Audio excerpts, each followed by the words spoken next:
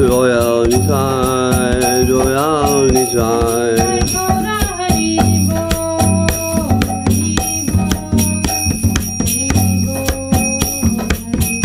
Nitai Gaura Haribo, Haribo, Haribo, Haribo.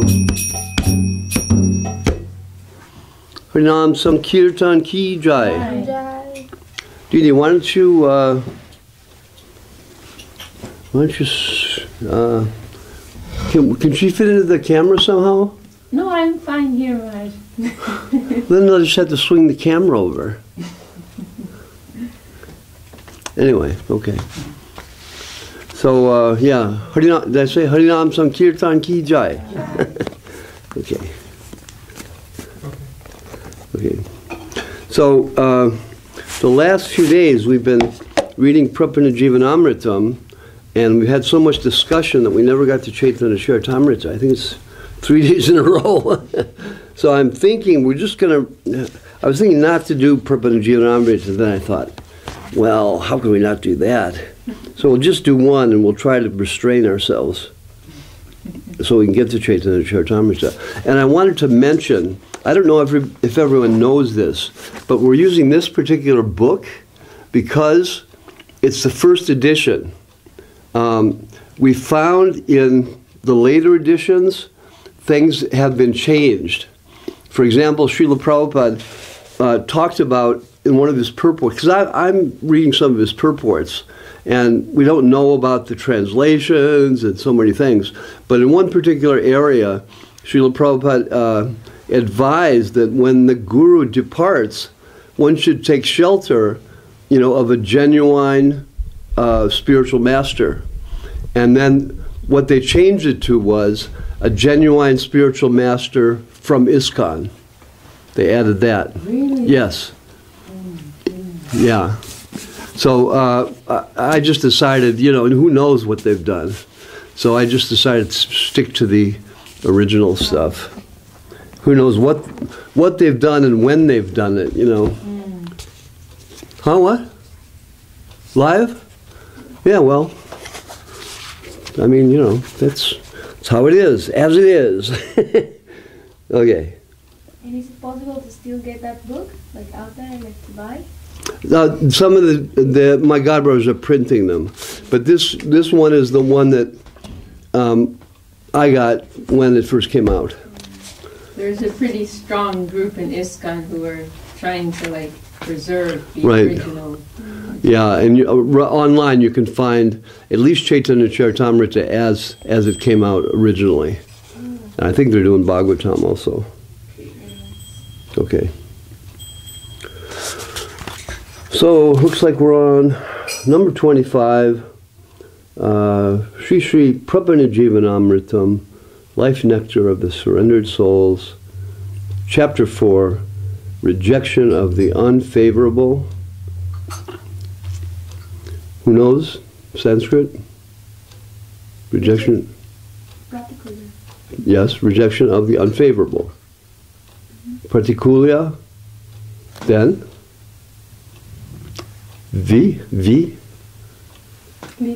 Vivarjanam, very good. Pratikulya Vivarjanam. So unfavorable, Vivarjanam, rejection, Pratikulya. Okay. So Srila Guru Maharaj's commentary, or summary rather, introductory summary of this shloka by Rupa Goswami. The tendency to find the dying remnants of personal defects in an exclusive devotee must be abandoned. Okay. Aikantika bhaktasya kasya vashishta dosha darshanu graho varjaniyaha.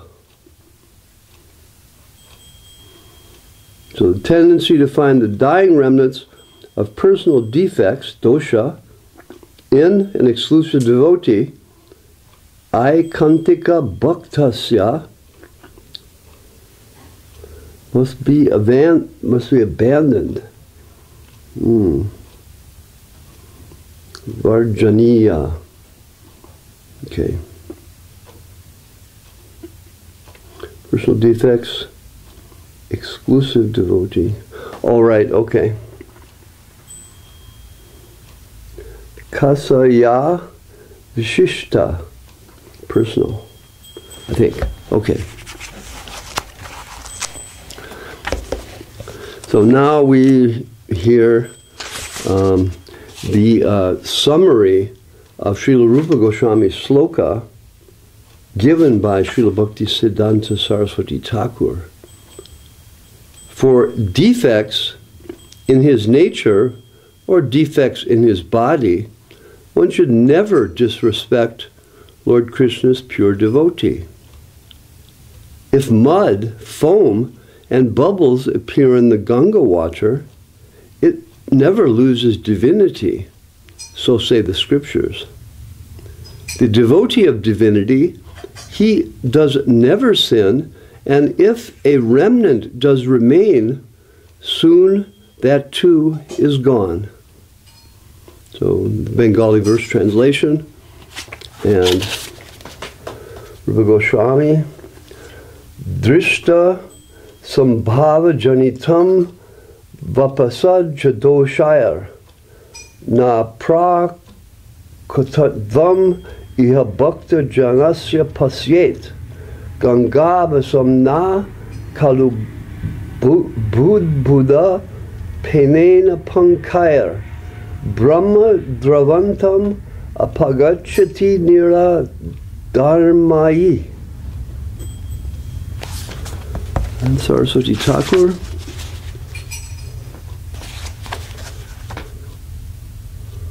I have to find a magnifying glass.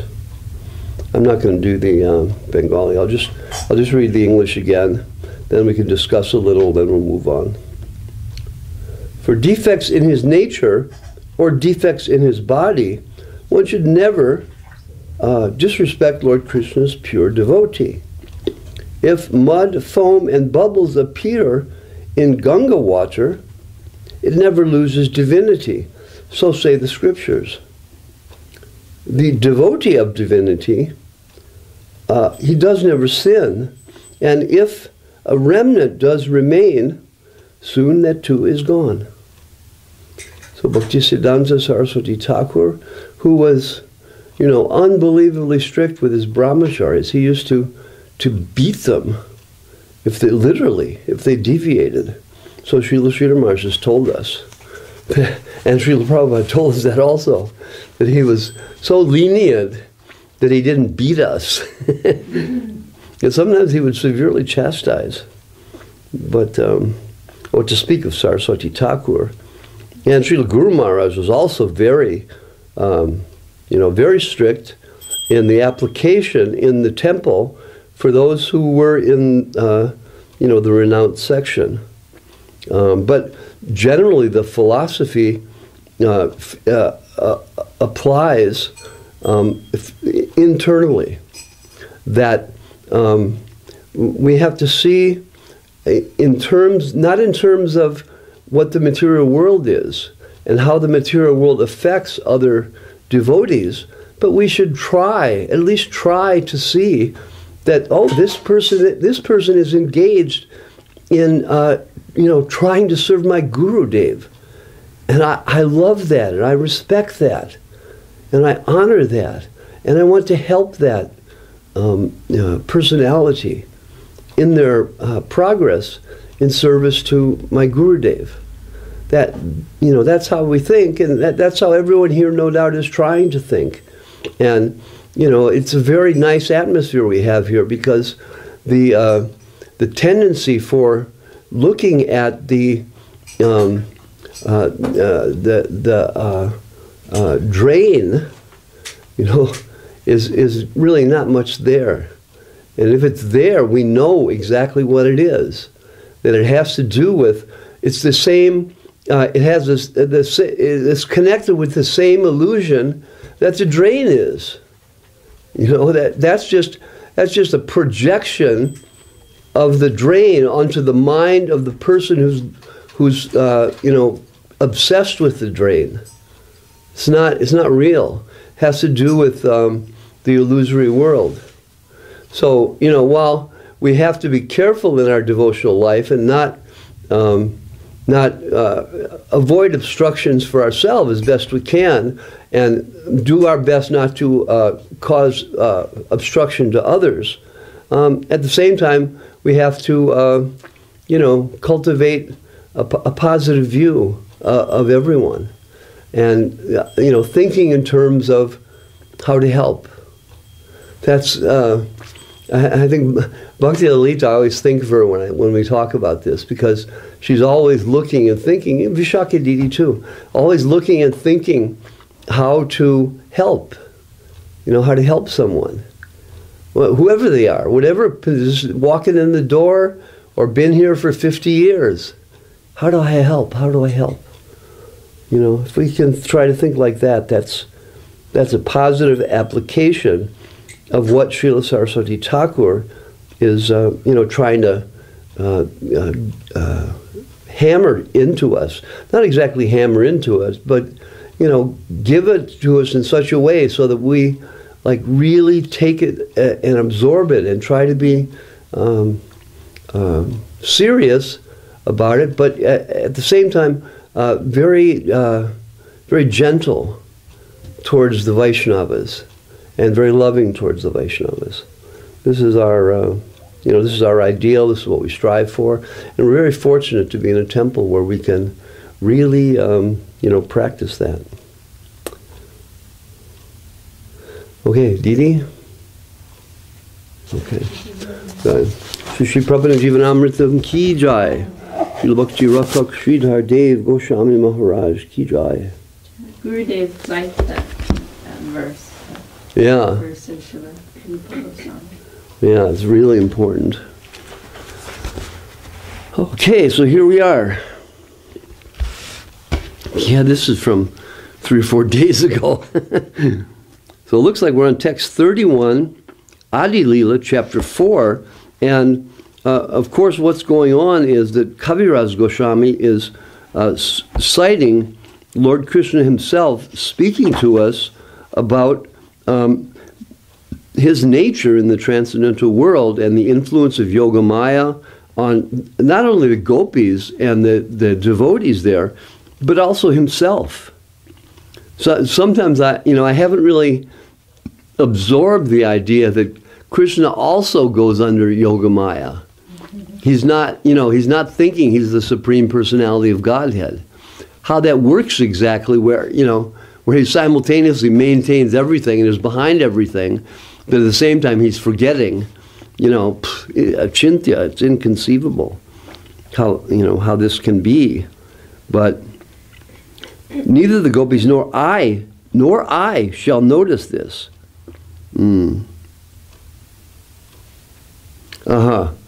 Amiha na jani. Okay, that was the last verse. Now, text 31. Pure attachment will unite us even at the expense of moral and religious duties. Destiny will sometimes bring us together and sometimes separate us. I don't remember if we've done this, but we can just go over it in a short way. Okay. Srila Prabhupada tells us to celebrate this transcendental enthusiasm, there is need of a sentiment of separation between the lover and beloved. In the condition of material tribulation, no one wants the pangs of separation. But in the transcendental form, the very same separation, being absolute in its nature, strengthens the ties of love and enhances the desire of the lover to meet the beloved.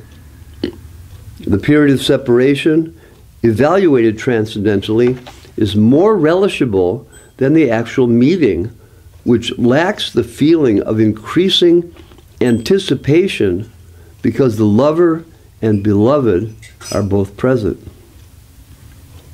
And I've got this marked in yellow and noted, separation higher.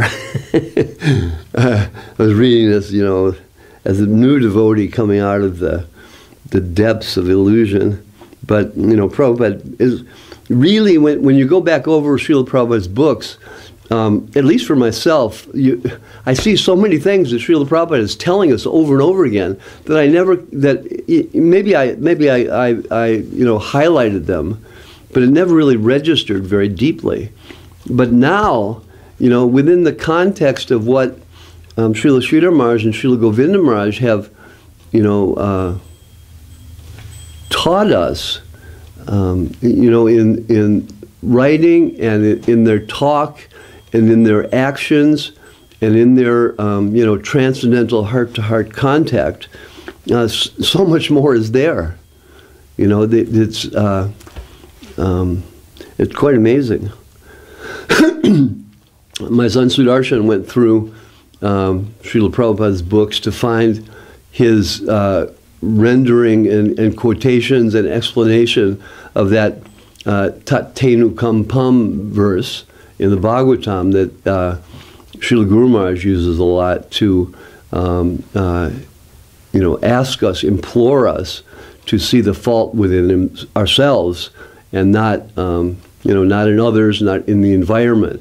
If we have problems, this is due to me. I did it, I'm stuck here, I put myself here. It's not what surrounds me, it's not the people, it's just me. And that's, you know, that actually thinking like that, while it's, you know, at first it's difficult, no doubt, but it's actually completely freeing. Because in that way, we realize, we can begin to realize that, you know, Krishna is the supreme controller, and he's our friend, and he's behind everything. And, you know, if you think that, you know, I'm thinking now, wow, this, like, right now my ankle is throbbing with nerve pain, and I'm thinking, oh, that hurts, what is this? And then I'm thinking, well, Krishna's giving it to me to learn, you know, how this is not me.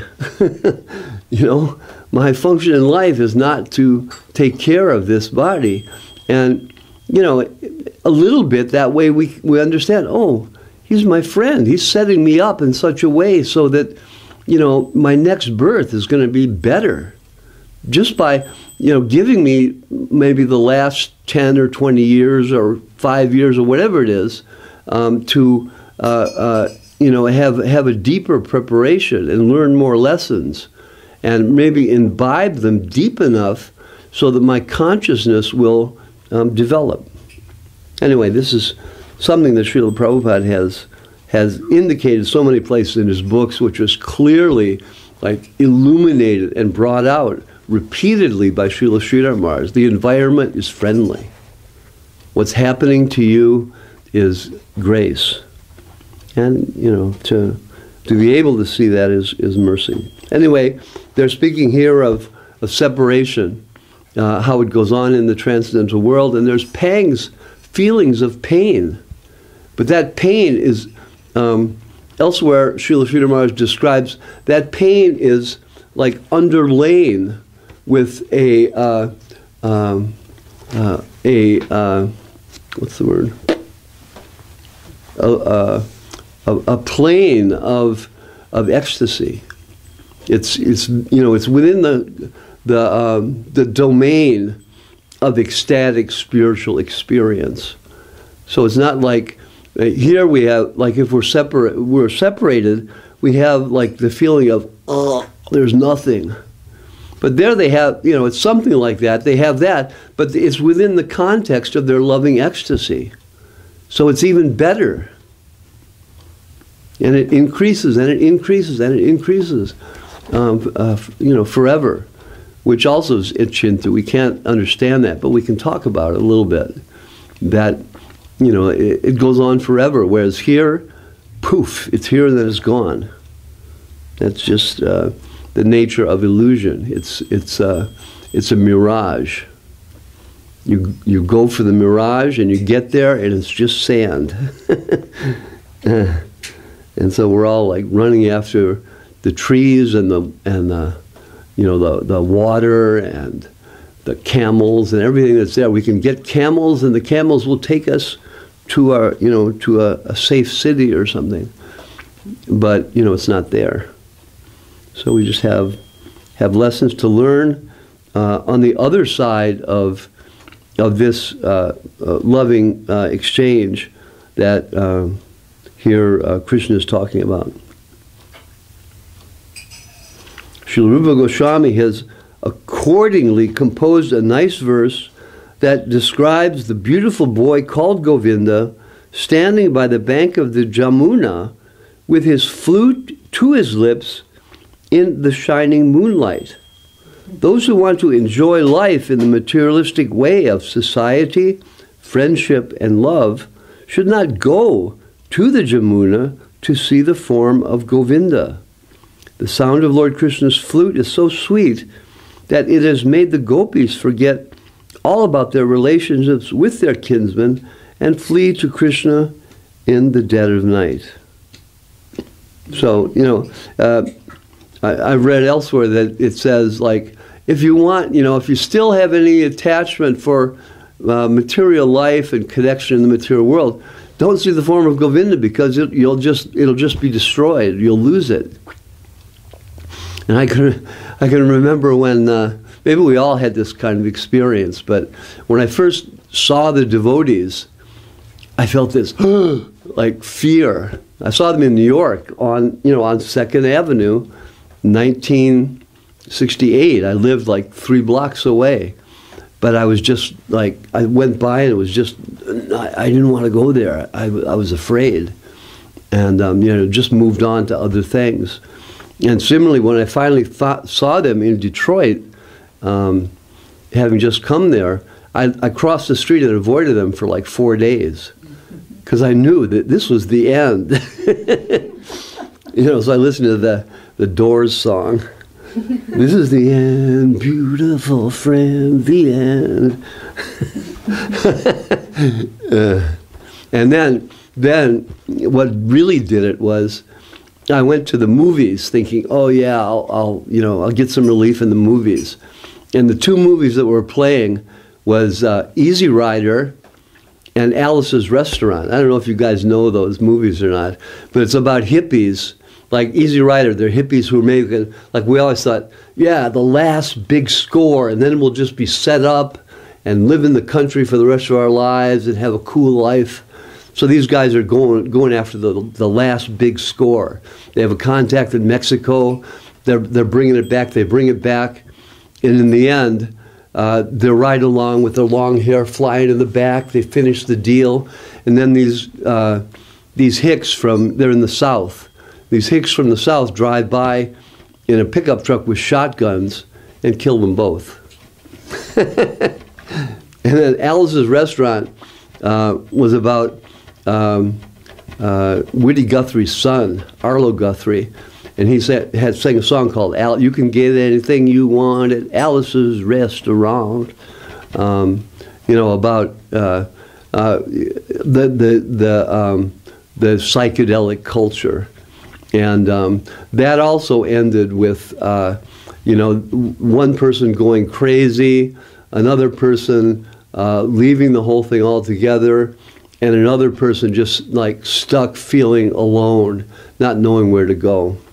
No, didn't have anyone joining the temple, but so they both were like gutting feeling. So there I was thinking, oh, I'll get some relief, and I'm gutted. And so, after that, I decided, okay, I'm going to have to go to the temple. It's like Krishna was, I'm thinking, I was always thinking, I'm being shown something. I got to find something. I don't know what it is, but I got to find it. That's what I was constantly thinking that. And, at that time, a lot of people, like the core of the hippie movement, a lot of people on the outside were thinking, yeah, we're really enjoying doing this. This is what life is about, is enjoyment. But, many thought life is for seeking, some ideal. You know, we thought maybe it'll be an ideal world or whatever. Some thought the spiritual realm, you know, you merge into the spiritual realm and so many things like that. But yeah, so anyway, by Krishna's grace, Srila Prabhupada, poof, appeared at the same time. You know, just by higher arrangement, when there was so many people who were, you know, coming to the point of desperation. You know, because, you know, you take enough psychedelics, and you also begin to see that it's just, you know, it's just empty. You're just getting an experience, but you're not able to penetrate into anything. So it's like, you know, almost like you become so distraught, having thought that this was going to reveal, like they're preaching, this is LSD is the avatar for the age, and you'll be free by taking it. But it wasn't like that. You know, so many people, you know, really, some got lost in their minds and they're still like nuts.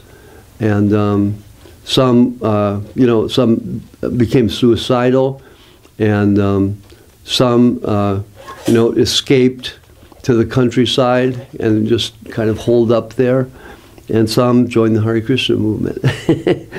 And yeah, I was one of those. Anyway, sorry I got distracted. Happy to hear your personal experience. Yeah, okay. So, text 32. I shall taste the essence of all these rasas, and in this way I shall favor all the devotees. So kind and sweet, huh? E sabarasa niryasa koriba asvada. E dware koriba sabba bhaktere prasada. Okay. Sabba rasa niryasa, the essence of the mellows of rasa. I'll taste all of these. Asvada, taste. Koriva, sabba bhaktere prasada. I shall favor all the devotees. In this way, by my own tasting of the rasa, the devotees who are with me will be favored because they're fully surrendered to me. So if I'm receiving something, they're also receiving it. Krishna's, you know, telling us like that this is the, you know, this is the nature of the spiritual world. That, you know, you're there with the original personality, who's, you know, under the illusion that he's your friend or your lover or your child. He really thinks that, and you really think that, but yet, so he's tasting this incredible. What is it called? Rasa niryasa, the essence of the mellows. He's tasting that, and as a result of his tasting that, the devotees also feel that. So, you know, what a world. You know, we get some reflection in that when in this world, in the exchange of the lover and the beloved. Sometimes if the lover is happy, the beloved's happy, vice versa. But, you know, it's just the lesson is that it's just a reflection. You know, there's something of the reality in the reflection, and that's why we know there must be an eternal, transcendental counter to this temporary manifestation. It's just like these experiences are like undefinable, but yet they're very real. Like when you see beauty, a beautiful painting, a beautiful flower, a beautiful person, you see these things, and it's all like indicative of transcendental beauty. And the lesson is you see all these things gradually like wilting. A painting may stand there for hundreds of years, but tastes change in the perceivers, and eventually the thing does just go to dust. So, you know, everything is just a temporary, illusory manifestation of reality. That's, you know, that's the vision that we're trying for. You know, we still, like, get caught up in temporary experiences. Like, there was a devotee, I think it was Pranashish, I think so, posted a picture of just an amazing sunset. And, you know, he was saying something about how he's just caught up in illusion, and other devotees were saying, yeah, it's just illusion. And I said, actually, it's really beautiful.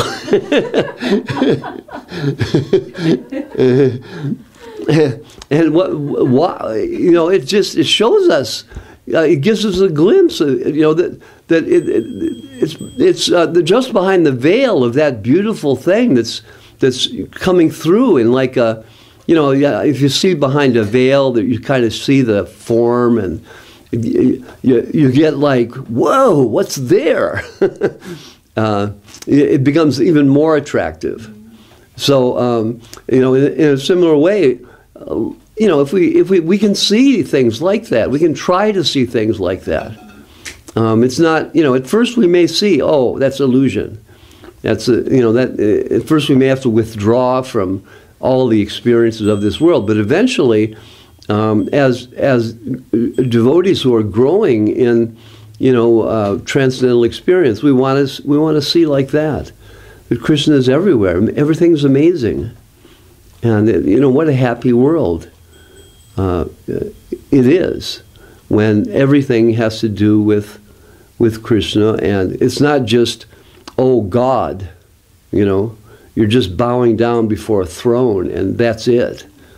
But there's a whole, like, you know, unlimited realm of transcendental experience that we have access to, and we're beginning to have access to, and you know, we have the opportunity to begin to realize that by the grace of our gurus. You know, we feel that we're so far away, and we've you know, we see so many flaws that we have, but at the same time, we see how our gurus have given us, however small amount of vision we have, they've given us something that's really substantial. Even though it is, you know, our reception of that gift is really kind of minute. But even that minute thing has tremendous power, and it will grow. You know, it's just a matter of our, you know, of our focus on that mercy. And, you know, by focusing on that mercy and by engaging in transcendental service to the personality who is dispensing that mercy, you know, we grow in devotional life. And that's the, you know, that's our situation, that's our opportunity that Srila Gurudev has given us. So, what's the time? Oh, good, we have a lot of time. Okay, so, yeah, so Krishna is tasting the essence of all the rasas. You know, we can only imagine. He's experiencing that, and then in turn, because he's experiencing, the devotees are experiencing. Next, then, by hearing about the pure love of the residents of Braja, devotees will worship me on the path of spontaneous love, abandoning all rituals and religiosity and fruit of activities. Okay. Brajera nirmala raga shuni bhakta gana. Raga marge bhaje yena chadi dharma karma. Everyone poetic, with, you know, again, filled with so much, you know, powerful transmission. You know, this is like transcendental magic beyond beyond any conception of magic that we have in this world. We get to like see it and get it directly from the supreme magician who's working through Kaviraj Goswami, transforming or conveying through language a beginning experience of transcendental reality.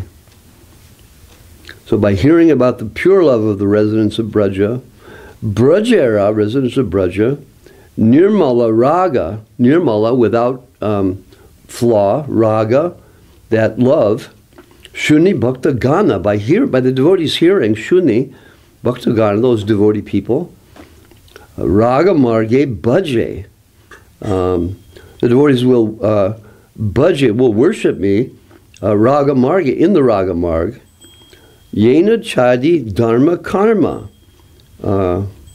abandoning Chadi, giving up Dharma Karma, the Dharma and the Karma of the the ordinary world, Artha Dharma, Kama Moksha. The devotees leave that behind and engage in pure devotional life. And how to approach that is the question. At what stage do we enter into that? And by the grace of our gurus, we have understood clearly the process, how we will develop and grow. They've told us, the road, we're on a high motorway, and they've told us what signs we'll see, and at what stage we're going to actually begin to reach our destination, and begin to make preparation to to do things in that destination.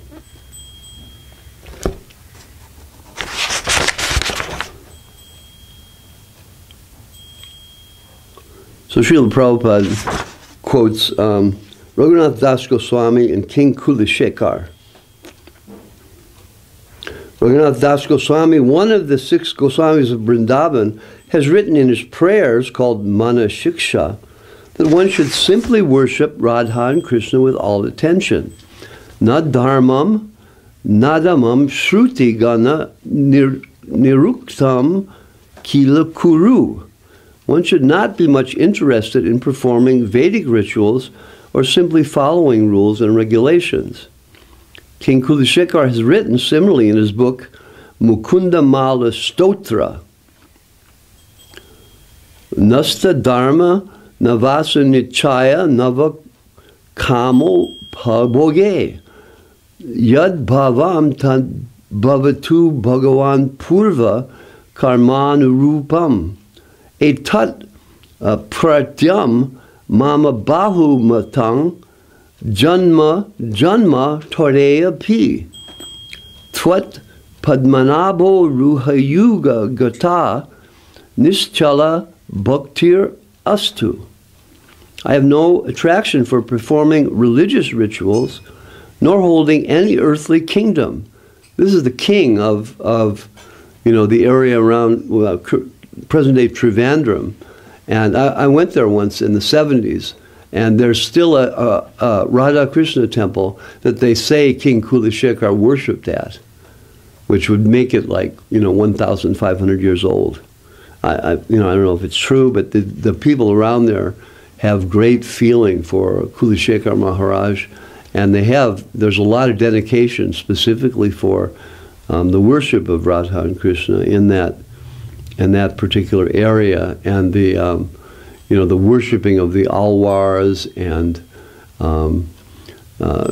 there are temples of Ramanujacharya there. I finally got into one there, and there's a 24-foot Mahavishnu laying on the ocean, because they say that off the coast of Trivandrum there's Anantashesh and maybe it's Garbhodakashayi Vishnu, I forget, but they're laying there in the ocean off the coast of Trivandrum. That's what they're thinking, and this deity is just a manifestation of what's actually there, so that we can see.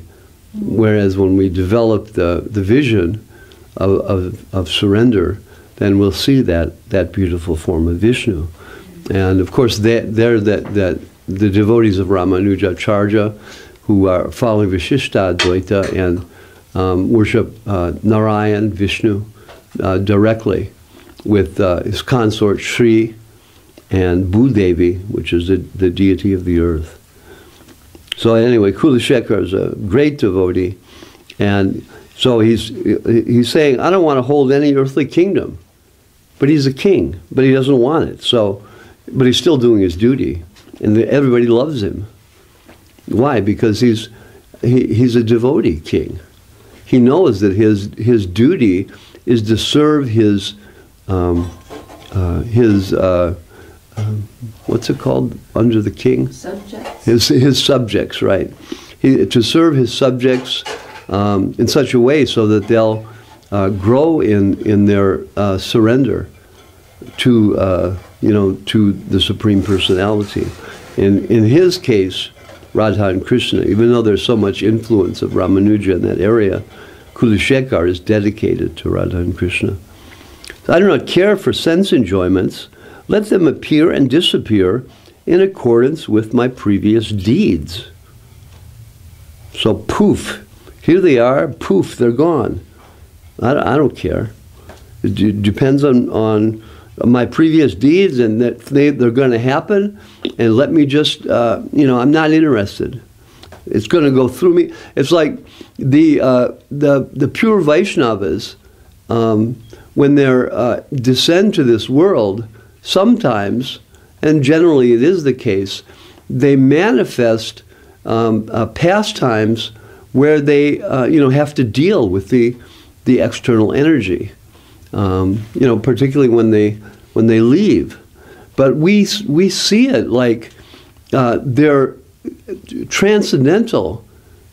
In a transcendental position, kind of viewing these things like one might view someone on television. Some person is dying on television, and you watch that, and maybe because of the connection that is there, a little bit you feel like what it is to die. So the great Vaishnavas know, what it is that we're stuck in. That's why they have that. It's one of the reasons why they have so much compassion, and that's why they can write descriptions that ring so true. Oh yeah, that's me. Oh, that one is me too. Oh, that one is me. Yeah. How's he doing this? He's completely exposing me. It's because they know that they've descended to this plane, and they're experiencing it, but they're not controlled by it. They're fixed in their spiritual identity, but yet come down to this plane. It said, Rupa Goswami tells us, descends to the plane of Madhyama Adhikari, where it is a struggle. There is Maya, and we do have a battle. It's not just Krishna's everywhere, Krishna is everything, and that's it. We see that as our ideal, no doubt, and that's the vision of the Uttama Adhikari.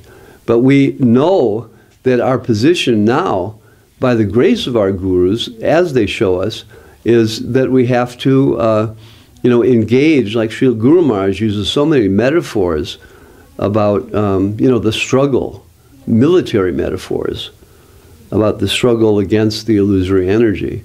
So both things are going on. We're becoming attached to Krishna, and we're working to become detached from the material energy. And how we do that is, depends on our particular position in society, and simultaneously our particular position as we're transitioning through our conditioned state towards our ideal state. We have to find out what is the position where I'm going to be safe to develop my spiritual life.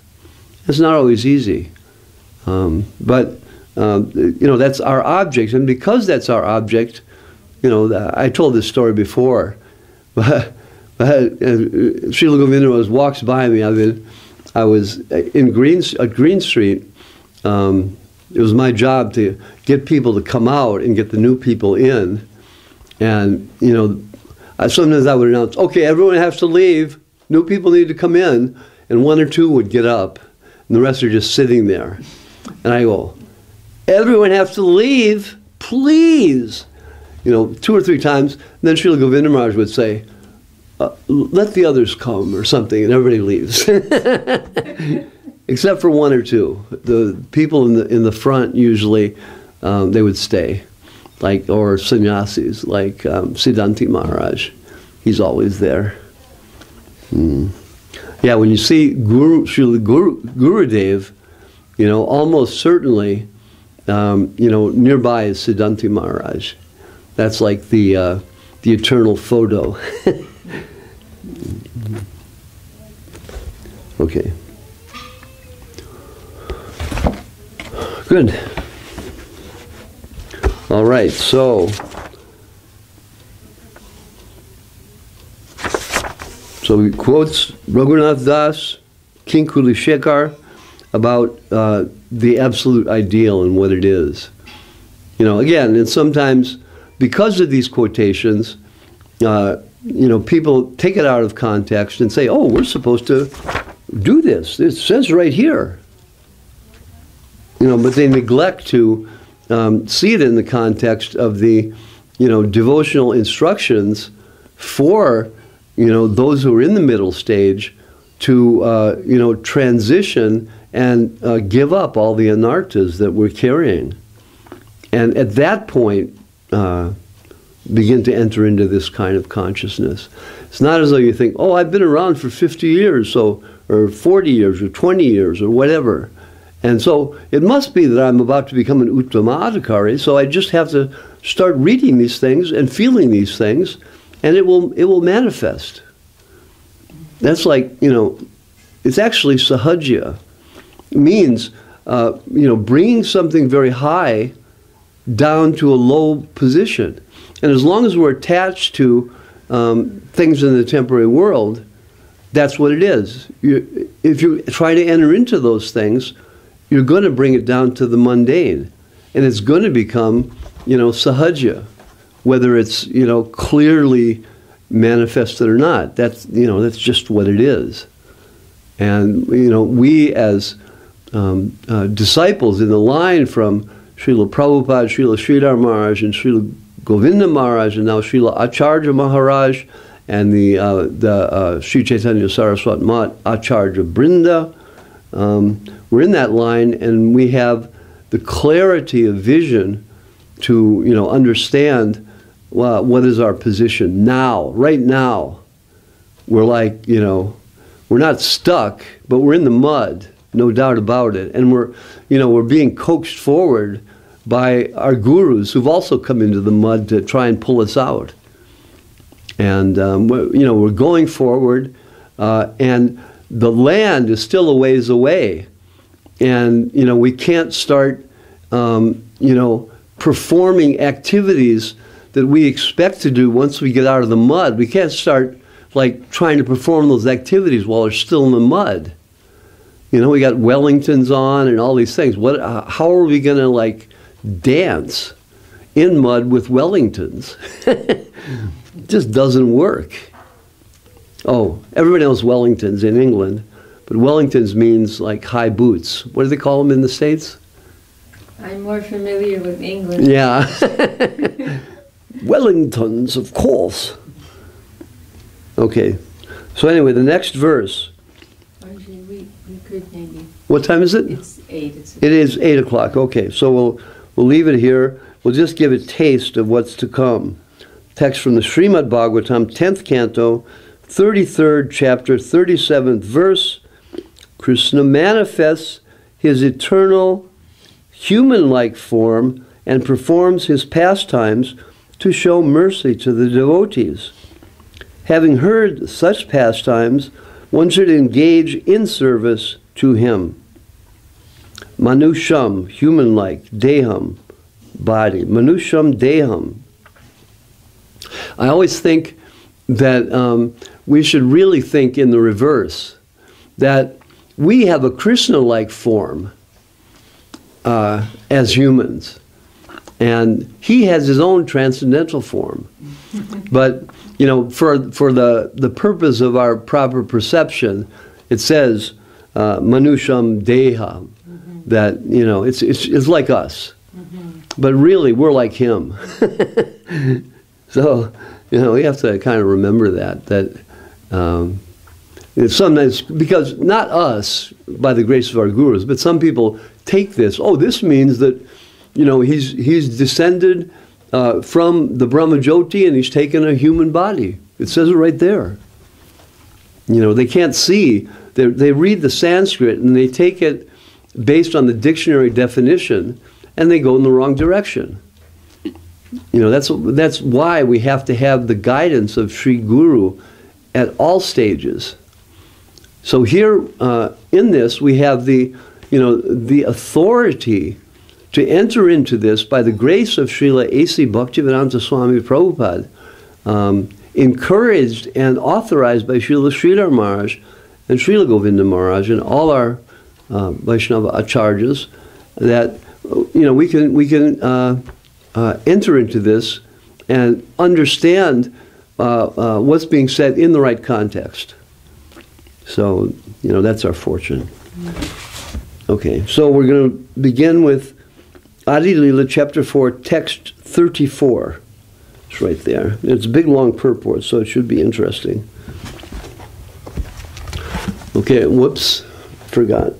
Jai Jai Sri Chaitanya, Jai Nityananda, Jai Advaita Chandra, Jaya Gaur Bhakta Vrinda. Jai Jai Sri Chaitanya, Nityananda, Jaya Advaita Chandra, Jaya Gaur Bhakta Vrinda. Sri Chaitanya-charitamrta ki jai. Srila Krishna Das Kaviraj Goswami Maharaj ki jai. Srila A.C. Bhaktivedanta Swami Maharaj Prabhupada ki jai. Srila Bhakti Rakak Sridhar Dev Goswami Maharaj ki jai. Srila Bhakti Sundar Govinda Dev Goswami Maharaj ki jai. Srila Bhakti Nirmal Acharya Maharaj ki jai. Sri Chaitanya-charitamrta Acharya Brinda ki jai. Sri Chaitanya-charitamrta Vaishnava Brinda ki jai. Sri all the Gaudiya Vaishnava Brinda ki jai. All the Vaishnava Brinda ki jai. Nitai Gaur Premanandi Hari Hari Bol Jai. Un devoto pregunto, por favor, espera para todos los jais. They're watching. Please, we want to feel like we're part of the whole program. Yeah, yeah. So wait till the end of the jai. Jai, jai, jai. Okay, can you chant Didi Hari Haraya? Sure. Hari Haraya Nama Krishna Yadavaya Namaha. Hari Haraya Nama Krishna Yadavaya Namaha. Yadavaya Madhavaya Keshavaya Namaha. Yadavaya Madhavaya Keshavaya Namaha.